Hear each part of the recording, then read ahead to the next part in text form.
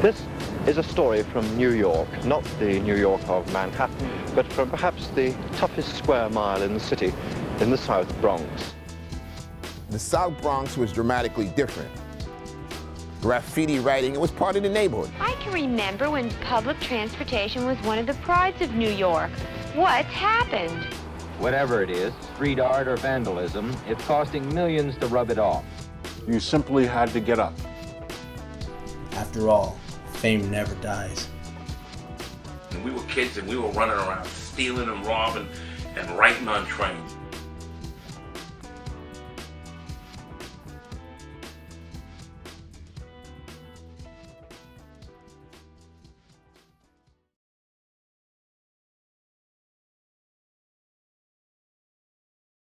How are you folks doing out there today?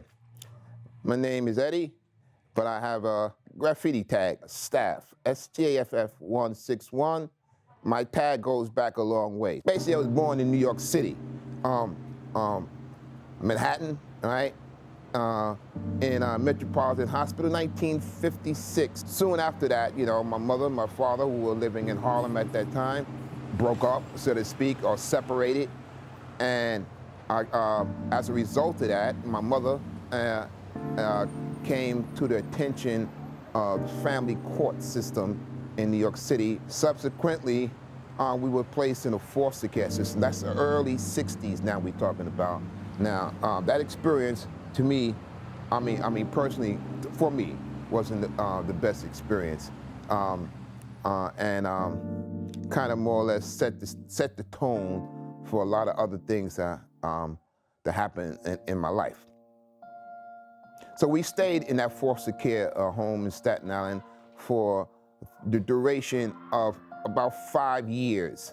Now, when we returned to my mother, now, you know, initially I was saying that my mother was living in Harlem, specifically 117th Street and Madison Avenue in Harlem, Central Harlem there at the time. But since my time in my brother's time in foster care, she moved to the South Bronx, Fort Apache section of the South Bronx. Now this Fort Apache name, it referred to this precinct, right? The 41st precinct, which is located down on Simpson Avenue. The term Fort Apache referred to the general area that the 41st precinct had jurisdiction over. Now, Staten Island, even though it wasn't the nicest experience for us in foster care, it was more or less a comfortable, you know, suburban, middle class, working class environment. Lived in a nice house with the foster parents that we were with. So it was basically a comfortable environment, and besides other factors. But the South Bronx was dramatically different. This area of the South Bronx had old tenements, you know, like very old tenements, and they appeared to be very run down type tenement houses, right? So, dramatically new environment, right? And something me and my brother had to get used to. So here we are in the Fort Apache section of the South Bronx with my mother on the top floor of a tenement building, 858 Hewitt Place, right? Apartment 5A, right? And one of the things I remember was this elevated train that ran on this major street that was ran through the neighborhood or past the street. The general area was mainly Hispanic and Afro-American people living there, right? That used to be mainly a lot of Irish, Italian people, and some Jews that were living in the area. They had long moved out of the area as it deteriorated, and the Latinos and the blacks and moved into the area. The thing with this section of the Bronx was that it had a large percentage of gang activity, street gangs, right? Number one, it was a very poor, depressed area. Number two, it had a lot of drugs in that area, right? And the third factor only escalated the previous two, which was heavy gang activity, street gangs.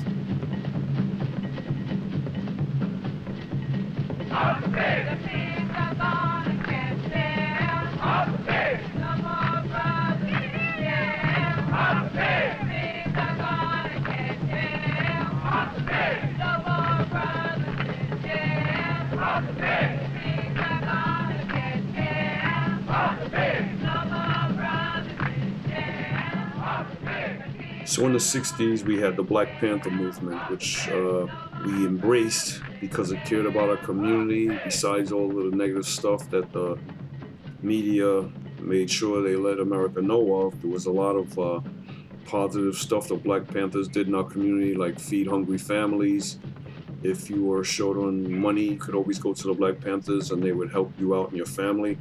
So when the Black Panther movement basically was destroyed, we kind of formed what you would call a block crew. Now, being in a block crew basically meant you kind of did the same thing that the Black Panthers was doing, which was working security for the neighborhood. More specifically, your own block. So Hewitt Place was our block. Block crews grew and began to grow and turn into what was known as street gangs, which became much larger than block crews. Block crews was being swallowed up by these gangs because even if you had 25 guys in your block crew, the whole block crew would be swallowed or morphed into some other gang at the time. Going to school uptown, I basically rode with the Black Spades because they were up in Bronx River, and I went to school in Castle Hill. So that was the nearest really black neighborhood, and those people went to my school, so I hung with them. And most of the things I did, even though I still was from Hewitt Place, I did with the Spades because they were the ones that I spent most of my time around.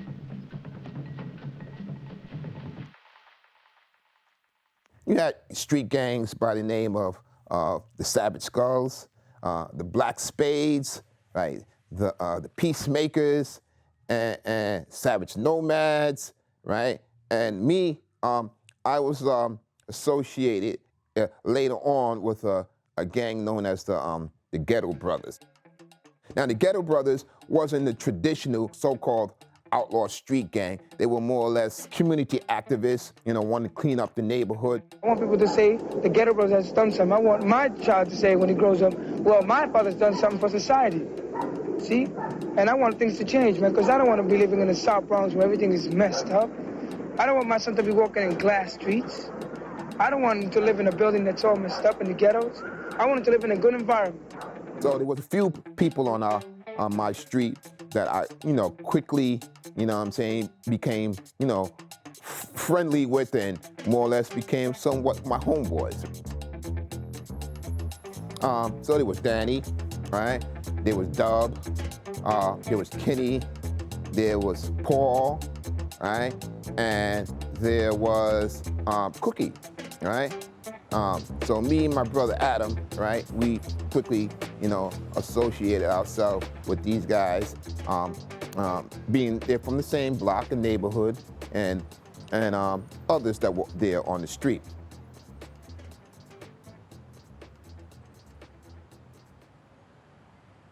One specific thing about the area that I was in the South Bronx was, it was very run down. When I say run down, the South Bronx had a lot of, like I was mentioning, a lot of older tenement buildings, but then it also had a lot of empty lots, right? And abandoned type property. And I quickly noticed that, it had a lot of drug activity. When I say drug, a lot of dope fiends. I say dope fiends, people that were heavily drug addicted. Drugs of that time wasn't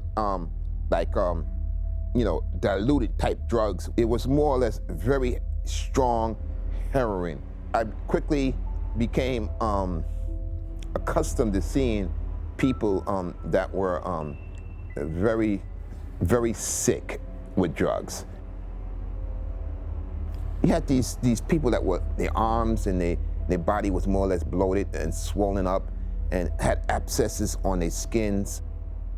A part of the tenements, you had these basements and rooftops, maybe 6-story, 5-story buildings, a lot of rooftops that were interconnected. You can go from one building to another on the rooftop, right? And the same thing with the basements, where then you had these like little apartments that were down in the basements that were had these little different rooms that were in them, most of them being abandoned, you know, and that's where the boilers and everything was. So it was kind of warm down in those basements. So as a result of that, they became like somewhat of quasi shooting dens where people use the heroin, shot up the heroin, and so you found a lot of people in the basement that were OD'd. So it was common for me, you know, as a youth to see a lot of dead people in the basements, right, of the buildings, right, and not only in the basements, right, sometimes on the rooftops, right. Up, remember I was mentioning that our apartment was on the 5th floor, was the top floor of a tenement building there, 858.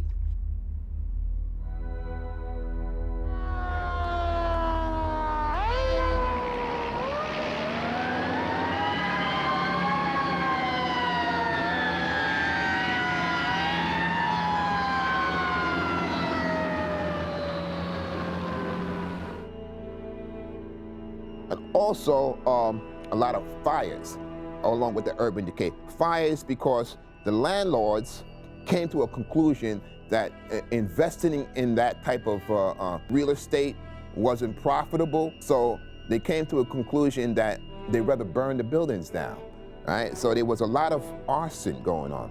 Arson for hire, you know, people were hired to burn the buildings down with the people in it. In the South Bronx, services are beginning to collapse. The sanitation department can't cope, neither can the police, and the fire department is stretched to breaking point. On bad days, the men of Engine 82 and Ladder 31 seem to be the last barricade before the final collapse of the Bronx. Of any ghetto in any country where despair replaces hope and the overstretched forces of authority begin to collapse. The strongest sense of vocation is eroded by the futility of fighting fires that shouldn't happen in buildings that many feel shouldn't be left standing. You had major fires in the building, right? Like say a whole entire floor or two would be burned down, right? Burned out, and then you have people that were still living in the building after the fire. And so, you know, and sometimes with the reduction of services like heat and hot water, so it was really bad. Then you had these rats, huge rats. Now when I say rats, you know, rats the size of large cats, you know, huge rats that were just because of the garbage. There was a lot of garbage in the backyards.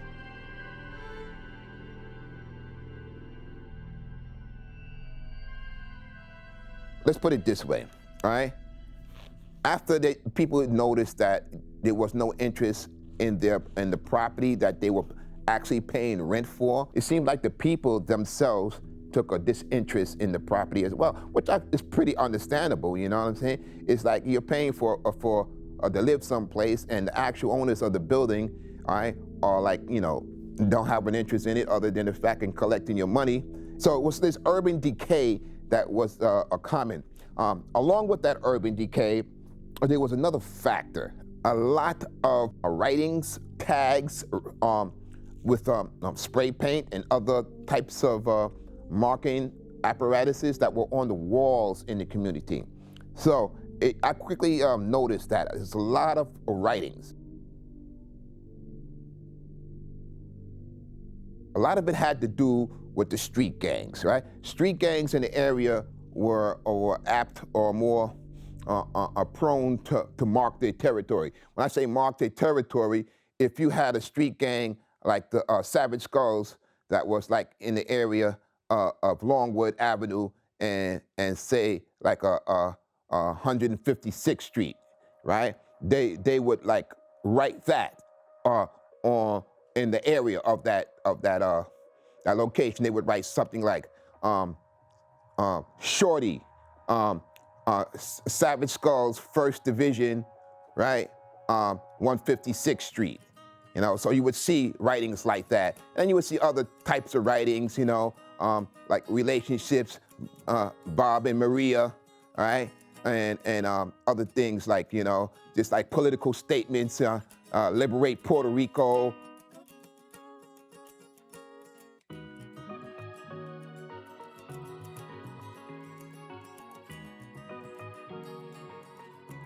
And let me give you my particular experiences on it, considering I'm considered a quote-unquote graffiti pioneer now.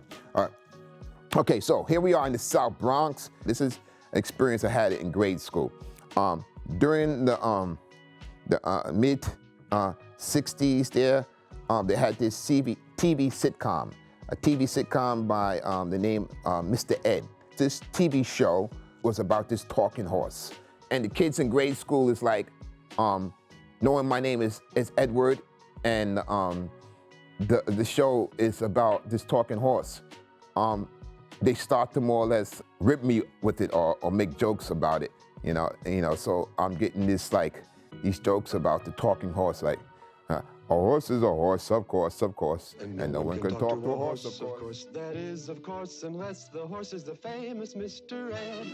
Go right to the source and ask the horse. He'll give you the answer that you endorse. He's always on a steady course. Talk to Mr. Ed. So I'm getting a lot of that in school, right? So it's like, you know, a little bit irritating. So I kind of made light of it by taking on a tag. I used it as my first quote unquote graffiti tagging experience. And I would start to like doodle on the desks, you know. I would, you know, draw things, you know, in reference to Mr. Ed. I started drawing like horse heads, horseshoes, and cowboy characters that I felt was associated with the whole Mr. Ed experience. Now, as a result of that, I got these little felt tip markers, right, from the art class, and I would take the felt tip marker and I would like go into the boys' restrooms in the school and I would draw stuff on the stalls and stuff like little horses and stuff like that. Somehow it became, you know, a common knowledge that I was the one that was drawing these things. So I got somewhat kind of a popularity from being able to draw these things and having that name, Mr. Ed, in school, which was kind of surprising, you know?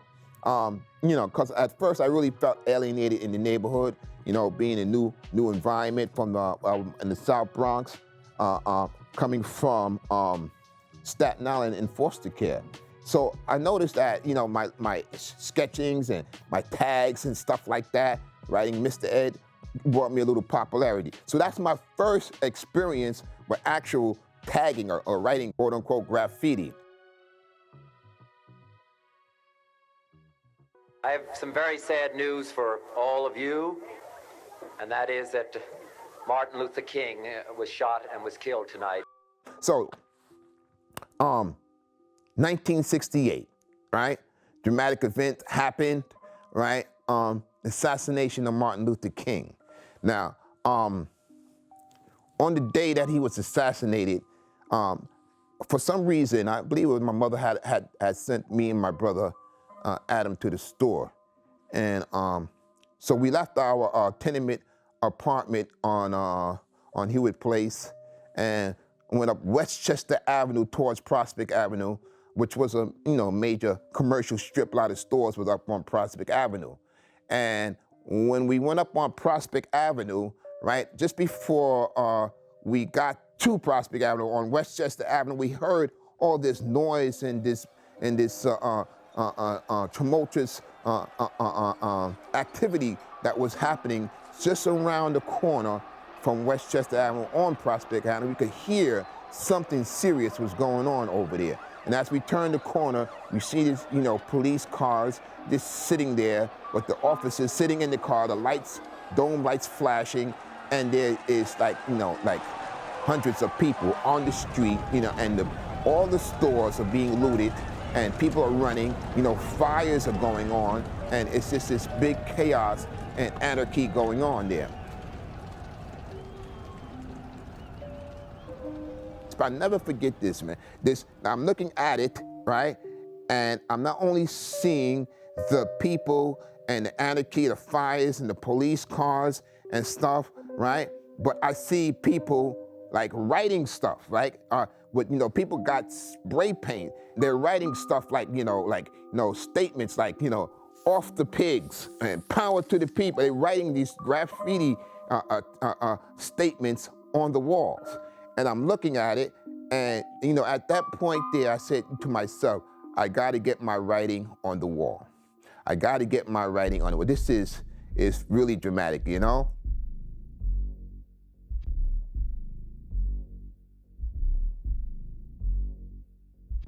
My mother took me out of PS 130 and put me in this private school that was associated with the church my mother was going to. So I had to travel now from being located in the school that was right in the neighborhood where I was to actually traveling to school on buses and trains, taking the IRT 2 and 5 to 149th Street and 3rd Avenue and switching and catching the 3rd Avenue L, to this private school.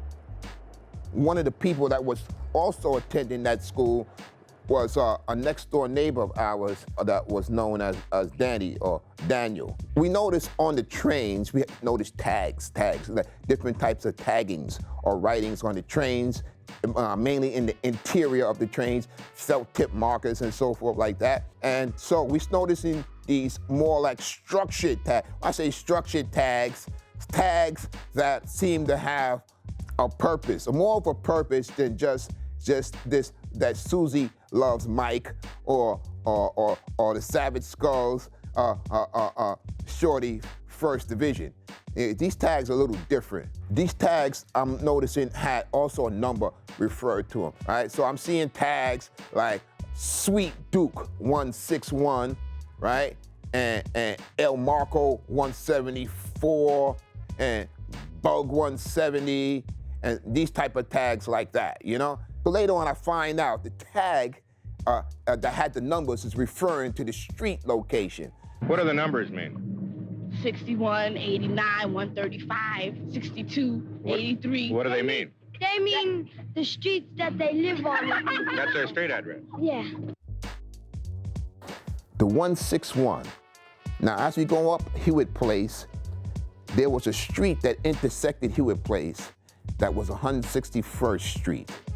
I started writing the 161. And Adam, my brother, he takes on the tag that he writes 161, right? Along with the tag, and then Danny as well. I started off with the name Dynamite 161, but I established the name Dr. Soul. And so my tag becomes Mr. Ed 161, and my brother becomes AJ or 161.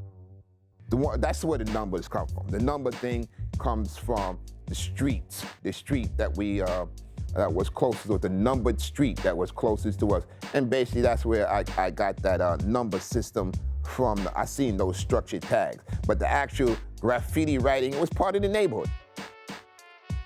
So here I am, we're starting to tag early on. We use these little dry markers, right? And these little dry markers are called El Marco markers. They come in different, flavors, different colors. No telltale marker smell. El Marco won't dry out. The cap seals with an airtight click. El Marco, the new permanent ink marker by Flair. El Marco. And we start to tag along with the other the tags that we start to see on the subway and the buses and different places in the subway stations as we traveling back and forth to school. Now, I noticed that a lot of tags had a certain identification of the person that was writing it, mainly something like how they felt about themselves, or what they felt they wanted to be, on an identity type thing.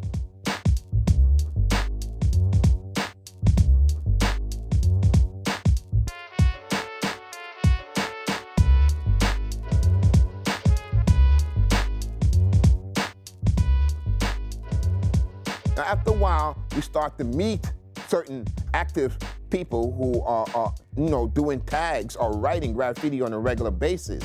right, in our neighborhood. One is HS, or Kenny. Kenny is writing HS 575. Now he lives on another part of Hewitt Place, further up past Longwood Avenue. So Kenny is writing hot sauce. That HS is referred to hot sauce 575. And that name has a little more spunk to it than Mr. Ed 161. You know, so I think I might want to change my name. On the other side of Hewitt Place too, part of our neighborhood was this other Hispanic kid called Cookie. We used to refer to him as Cookie.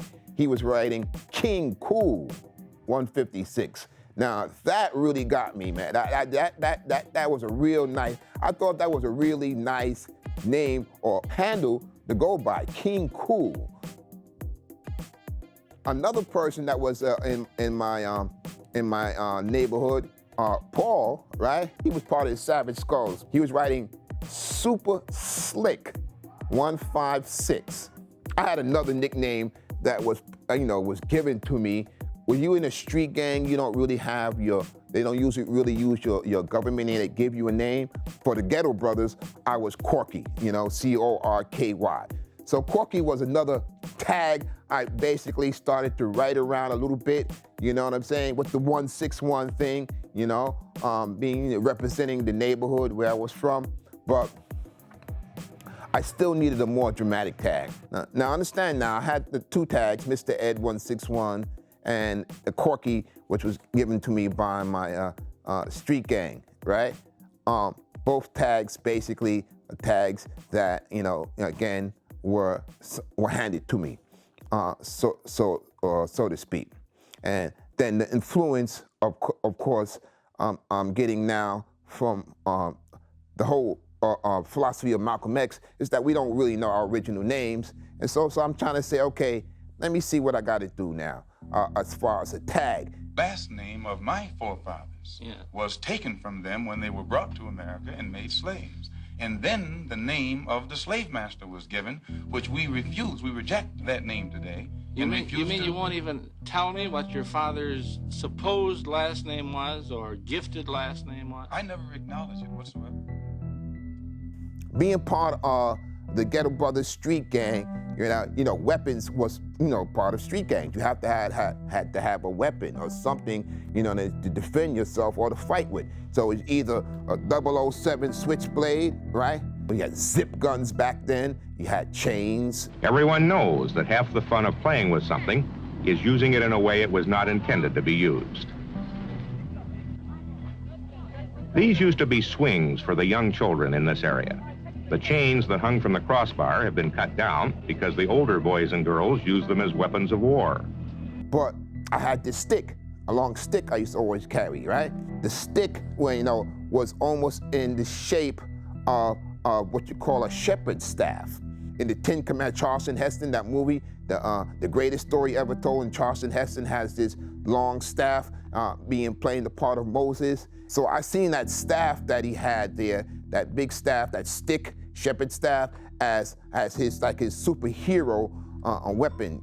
Some people in the neighborhood used to look at me with the stick and say, "What's that, your staff you got there?" And so, some of the old timers in the neighborhood, hey, staff, they used to, you say, "Hey, staff, what are you doing? What are you doing, staff?" But that sounded pretty good. So I'm gonna take the title Staff, S-T-A-F-F, and I put the 161 on it. So that's how I became Staff 161, and I started to tag that around. The tag has to have meaning to the writer, the person that was writing the tag. That was his identity, that was his motivation for doing what he was doing. The actual handle, the tag itself, was the motivating force that was pushing the writer to do what he was doing. So that's my early influence or my early part in the whole early signature era. Now, early signature era had to do with people like Tacky 183, Joe 182, right?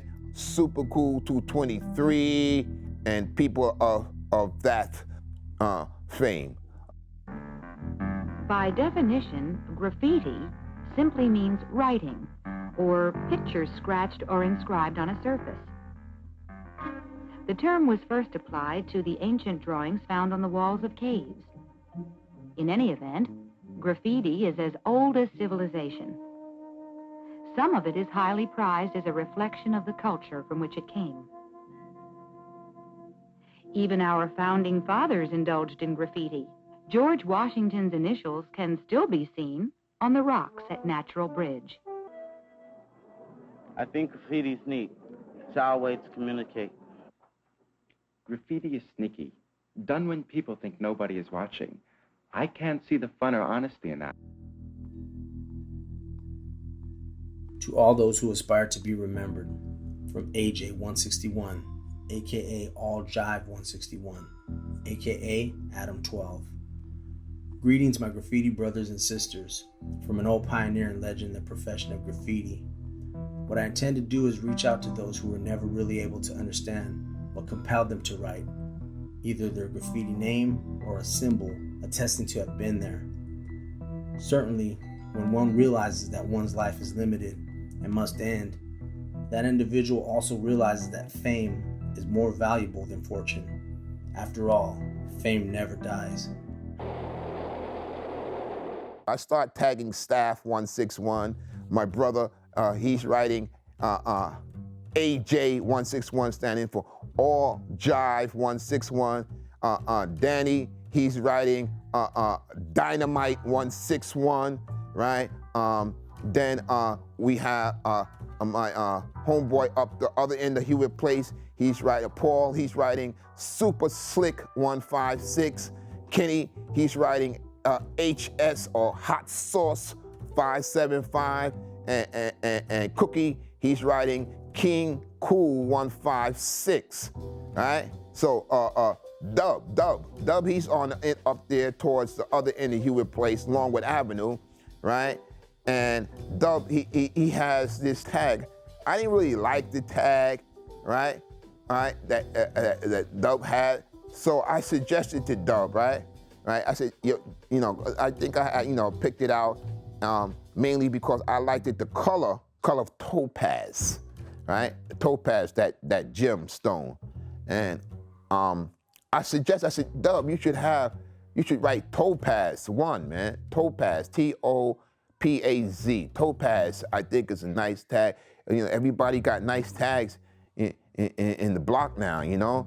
We graffiti writers, you know? And kind of more alluding that we're not necessarily gang members or, you know, street gang members no more, but we're graffiti writers mainly now. The kids, do you suppose, do it around this neighborhood? 1 out of 3, 1 out of 2, what? We have 1 out of 3. 1 out of 3? How many? Practically the whole project. So live over there, man. Everybody writes their name around. You had other people that were doing tags in the neighborhood, but those 7 people, we was like the main nucleus of graffiti writers on that street, Hewitt Place, or that main strip area there in the section of the Fort Apache South Bronx.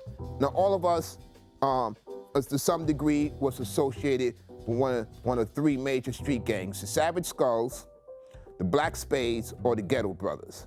Now, it was ironic in the sense that here I am doing all this graffiti tagging in the neighborhood, and the street gang that I belong to is totally against graffiti in the neighborhood. Right? They're more or less like community activists. They want to clean up the neighborhood. How can I continue to be part of a group, right, that's against graffiti writing if I'm an active graffiti writer? So I said to myself, I think it's time that I more or less leave the street gang association and more or less associate with another type of organization or another type of motivation for myself and the others that are part of different street gangs, right? That's based on graffiti writing. At that point, I didn't know what we're going to be called. We couldn't be called the Black Spades. We couldn't be called the Savage Skulls, and we definitely not going to be called the Ghetto Brothers because they was against graffiti writing. So here's how I came up with the term or or the label for New York's pioneer graffiti crew. Danny's uncle, right, Bertie, right, who was a friend of my family. He was a major painter, and then he, wall painting, house painting, and stuff like that. And a few times he had me paint along with him, come and help him as an assistant painting. And I would listen to some of his war stories he would tell about his old days belonging to this here street organization that was in the 1940s in Harlem, New York City. I'm listening to a lot of the war stories that Bertie is going into, and he would belong to this organization called the Ebony Dukes. And I said, that's a nice name. That's the Ebony Dukes. And he would tell me these war stories. And basically, it's a street gang. And basically, more or less, how he would explain, it's like organized crime. So I asked him, Bertie, hey, Bertie, what happened to the Ebony Dukes? This is like the 1970s, and, you're talking about the 1940s. And he says, Bertie tells me, oh, well, a lot of them, either they dead or they went to prison, and, I just don't know what happened to most of them. So I said, but so what happened to the name? The organization is still around, the Ebony Dukes? And he says, nah, I don't believe so, right? So I said, but that name, I want to keep that name. That name should be around, right? So I told him, listen, I'm going to make a graffiti organization for writing graffiti, in tagging and stuff like that. And Bertie didn't really fully understand what that meant, but nonetheless, he gave me the green light. He says, hey, you want to use the name, So that's how I acquired the name, the Ebony Dukes, right? Which I gave a new meaning to it. I put it, the Ebony Dukes GC, referring to the Ebony Dukes graffiti crew. That was the beginning of the premier pioneer graffiti crew, the Ebony Dukes GC, spring of 1970. So King Cool, Super Slick, Topaz, Hot Sauce, Danny, AJ, and myself. So we had, 7 initial members of the Ebony Dukes GC. That was the first beginning of that graffiti crew, which I believe is the first one ever established there in the Bronx, New York, in 1970. I recruited Super Slick, who was the oldest of his siblings. So I picked him as the vice president of the Ebony Dukes GC. So Super Slick 156, the vice president, and me being the president and founder of the Ebony Dukes GC. My name was originally Dub 1, but later on I changed it to Topaz 1. We stood there on Hewitt Place, looking up at the trains, and we decided that when Ed said, let's take the Hewitt Place boys, because originally we were the Hewitt Place boys. So we were already a family, we were already one, so we didn't have to become one, because as the Hewitt Place boys, we were already a family. So we just decided to change the name of the family. Rather, Ed decided to change the name of the family to the Ebony Dukes. And that's basically how we began. We had already been writing on the walls, in the buildings, in the hallways, locally, on the rooftops, buses, subways, inside refrigerators, anywhere we could think of to write. When Ed said, let's make the Ebony Dukes into a graffiti clique, we looked up at the subways and we looked up at the trains that used to go by on Hewitt Place every day, and we all agreed. And that's how the Ebony Dukes began. I think one of the reasons why we all gave Ed our support that day was because he always had the heart of a leader. He's just by nature a leader. He has a way of knowing how to bring guys together and just make them into a family. I think that's part of it because he himself comes from a large family, and being the eldest in his family, he had to hold together his brothers and sisters, and I don't know exactly how many he had, but I know he has a lot of them.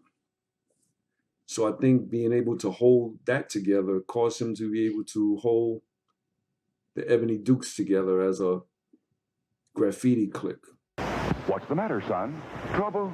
Don't worry. Here comes man's best friend, Rust-Oleum. It stops rust on 101 items around the home. Brush or spray containers, 18 attractive colors. So man has two best friends. Insist upon Rust-Oleum, one of man's best friends. But spray paint came into play when we as a group, the Hewitt Place Boys, we call ourselves, we started to get into other childhood mischief, so to speak. A lot of shoplifting, right? You had to be a good shoplifter. Now, why you had to be a good shoplifter? Well, basically, that's where you got your spray paint from. Now, spray paint is something that came around and started to become more common in the 50s, right? Spray paint wasn't necessarily something that was made for writing your name with or anything like that. It was made mainly to touch up some kind of metal shelving, or to touch up a bicycle, or maybe to do a little touch up on a car. Krylon for the do-it-yourself professional finish. These spray paints happen to have been like stuff like Red Devil spray paint, and Krylon spray paint, Rust-Oleum spray paint, and then you had the stuff that we got from John's Bargain Store, which is a store up on Prospect Avenue, which was a wet look spray paint. Now, part of our childhood mischief was that we would go out of our neighborhoods and to different other parts of the Bronx, and we would like steal bikes. Now, if you stole a bike, right? Now, if someone reported the bike stolen, they would give a description of the bike and so forth, and the bike would be, of course, sought after by the police. And if the police saw you riding the red bike that was stolen, then they can you can get busted for stealing a bike.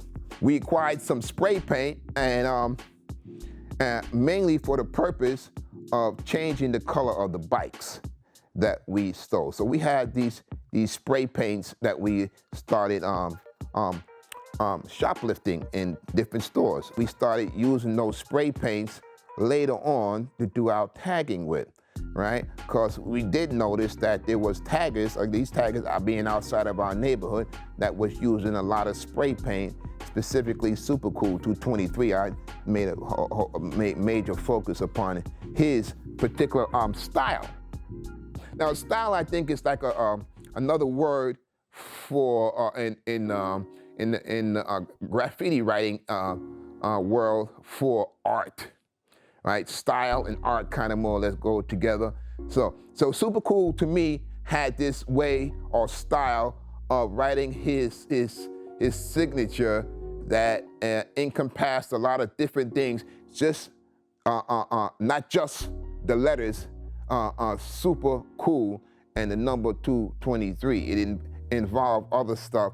I noticed he had these quotation marks, right, which I later adopted. He had this crown that he had with his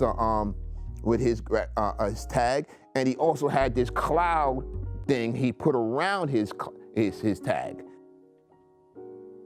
Now, the other inspirational tagger that was motivational to me was Stay High 149. Now, the thing what I got from Stay High 149 was one of his major letters. I really admired Stay High. Stay High had this devil-tailed S with the arrow on the end of it, right? So I kind of more or less, what they call it biting, I kind of more or less adopted Stay High's S, They say imitation is the best flattery.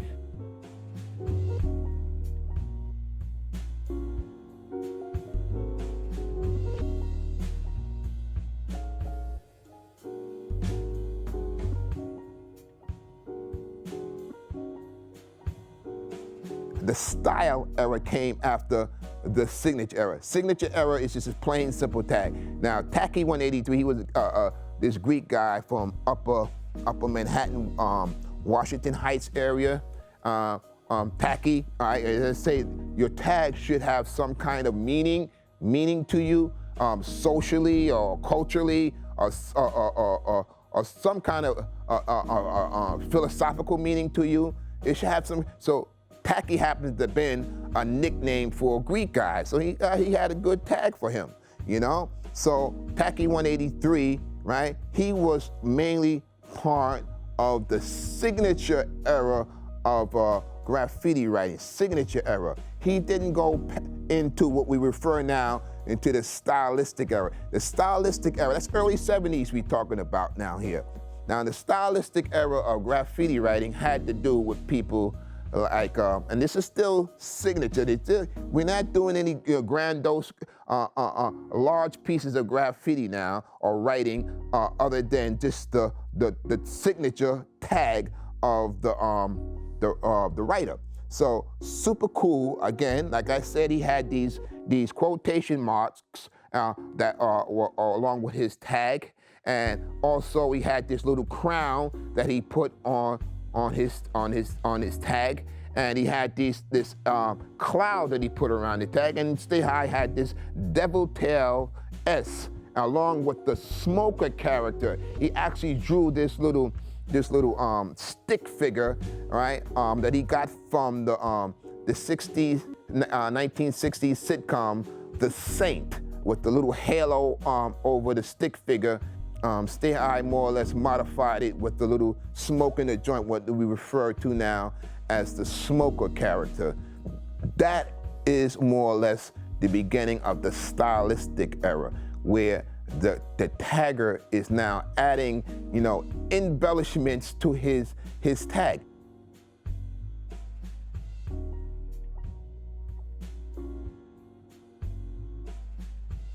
I'm starting to get my own style for my tag, biting a little bit from Super Cool 223 and a little bit from Stay High 149. All right, two inspirational taggers for me. Seeing them a lot on the IRT line. IRT line encompasses the 2, the 5, the 6 train mainly.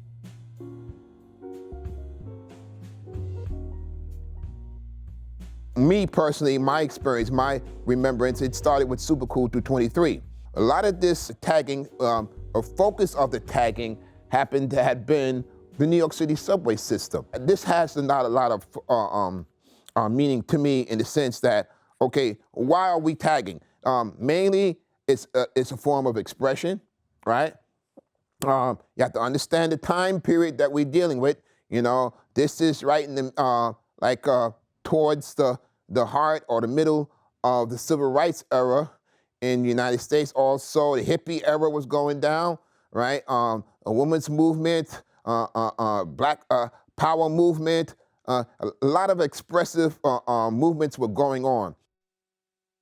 Young people like urban youth were trying to find a form of expression to make their voice heard. So basically, I look at writing, tagging as a form of expression for urban youth, right? So, that don't have the voice for the voiceless, right? Stay High 149 again, he wrote The Voice of the Ghetto, right?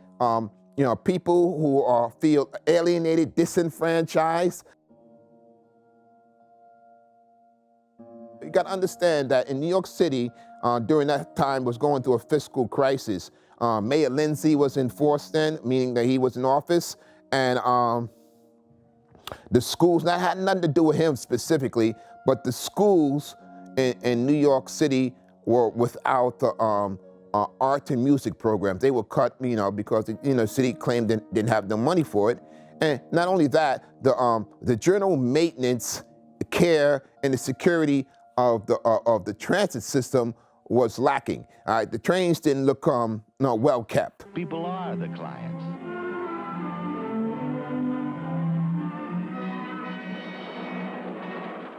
Now look at these new cars on the Long Island Railroad. They call them the Metropolitans. When a passenger gets on a new Metropolitan, he notices a big difference. It is designed to serve the individual passenger, not to be incidental hardware. It's functional, and it's beautiful. Look at the new air-conditioned subway cars. Comfortable to ride in and pretty to look at. The train yards were and bus depots were wide open, meaning that anybody can walk into them anytime. The number 4 Woodlawn train, right, was across the street from DeWitt Clinton High School in the Bronx, which a lot of the early taggers were students at DeWitt Clinton High School, which was an all-boys school at that time. You can walk from DeWitt Clinton High School across the street right into, there was no fence or anything in the perimeter of the number 4 subway trains at that time. You can just walk straight into the area of the train yard, and the trains would be right there at the tag, you know?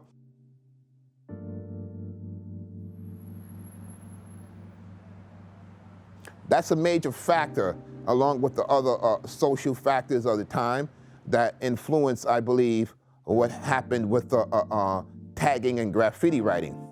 Most of the taggers at that time, being street urchins, street people, kids, right, that were into mischief, right, or were doing a lot of shoplifting. Again, I tell you, we acquired a lot of spray paint because stolen bikes and other stolen property, we had to disguise it, right? So we were stealing a lot of spray paint anyway.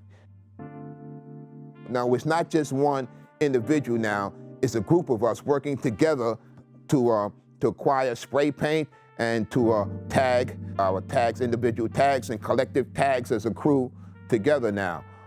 We'll send a scout into a store, right?